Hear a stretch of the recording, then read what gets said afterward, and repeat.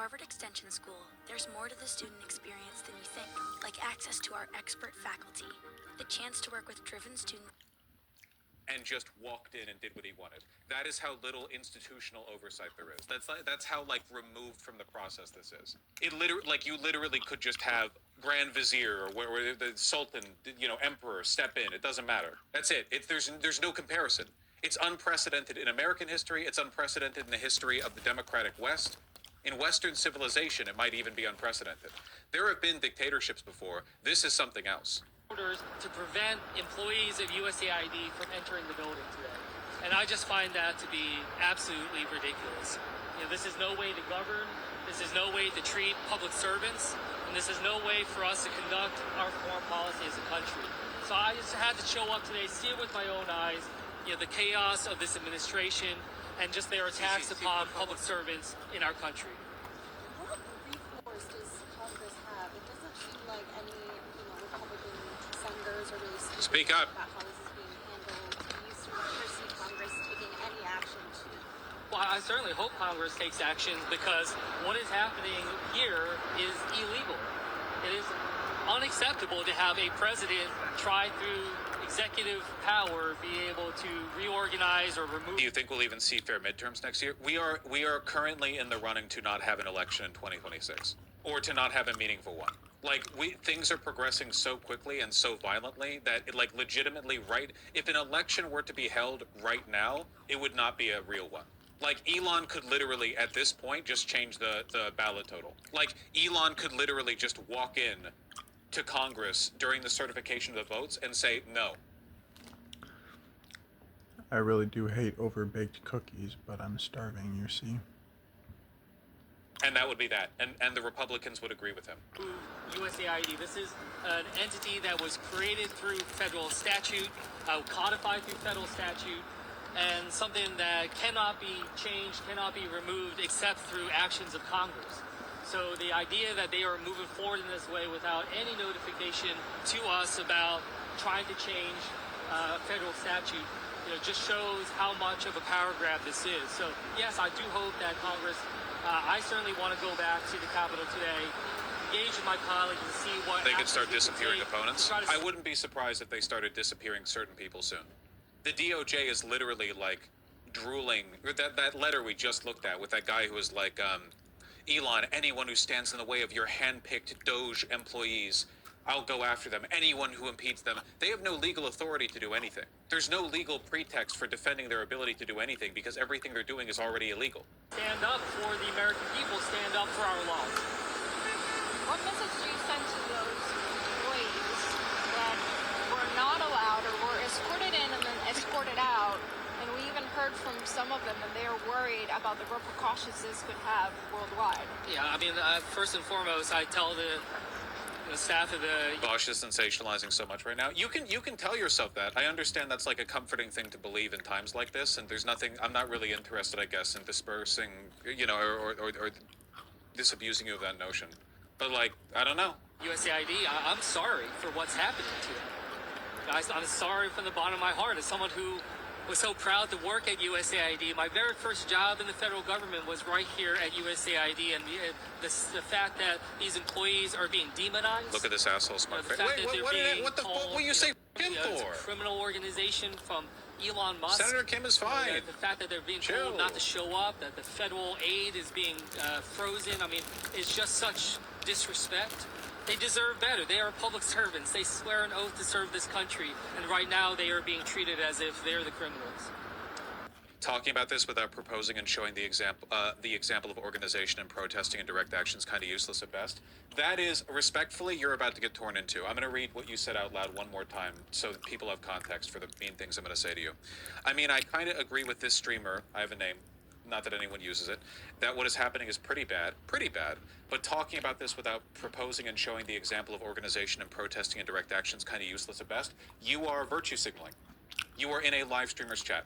We are talking about the rapid collapse of the rule of order in the federal government. There's nothing your protest can do about it. It is literally beyond your power to do anything. Reporting on the news, is virtuous in its own right. Knowing what is going on, that is a good thing. It is good to know.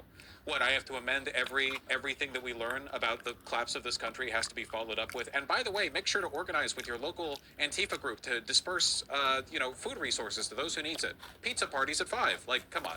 You're virtue signaling. You want to think you're better than liberals. I see right through you. You're transparent to me. You're like a sheet of wax paper. Okay? You want to feel better than the liberals who are watching this and despairing. You know what? You're not. You're actually worse than them. Because Beehive powers some of the world's largest and most influential paid newsletters. Here's why. Keep your revenue. Our competitors take a cut of your revenue. We who are watching this and despairing, you know what? You're not. You're actually worse than them. Because at least they're honest in their degree of participation and awareness. Okay? You're out here pretending you're better than despairing over the news. And you're not. There are a bunch of people protesting outside the closed USAID office, which is good. Is this the guy saying he'll withhold nominee or stall Trump nominees? Yes. Democratic senator says he'll stall Trump nominees until USAID is back. From Hawaii. Over the weekend, Doge staffers forced their way into USAID's headquarters in Washington, gaining access to classified information and closing the building to employees on Monday. I still feel like people don't understand how insane this is. It's literally a group of civilians handpicked by an oligarch who forced their way in and won't let anyone else in. It's a total black box. We have no idea what's going on in there. They're setting up private servers. They're connecting like outside servers to federal computers.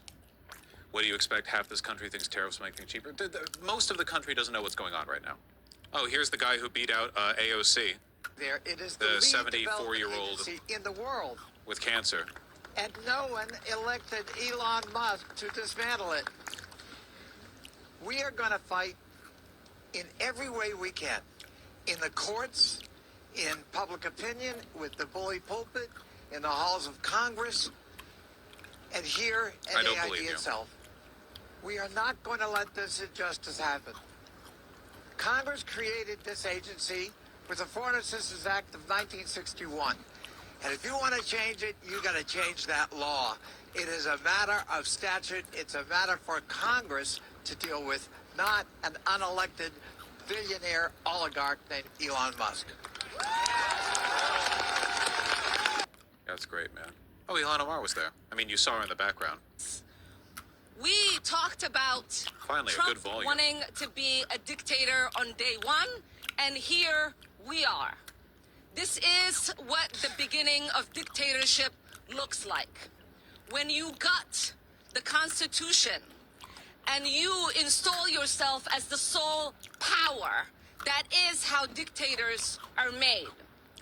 What Trump and Elon and all of their cronies are trying to do is take away the constitutional power of Congress.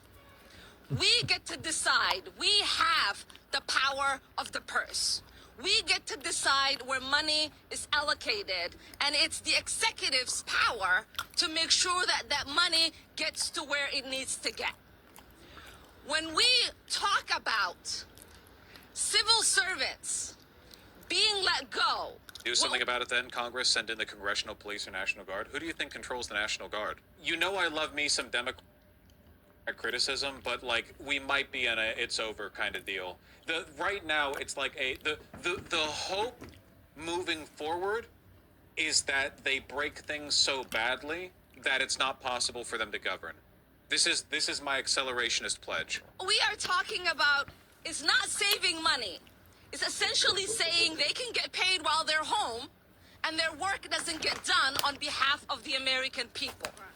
It is us, taxpayers, who are being ripped off. It is us, taxpayers, who are not getting the resources that we paid into. I hate that accelerationists were right. They weren't. They might be now, though. Kind of a different dynamic.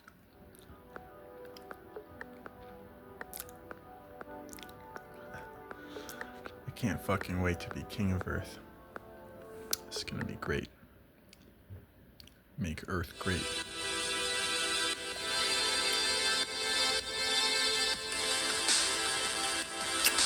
Again is neither here nor there. Just make it great. Make it be very, very great. So we can leave if you want.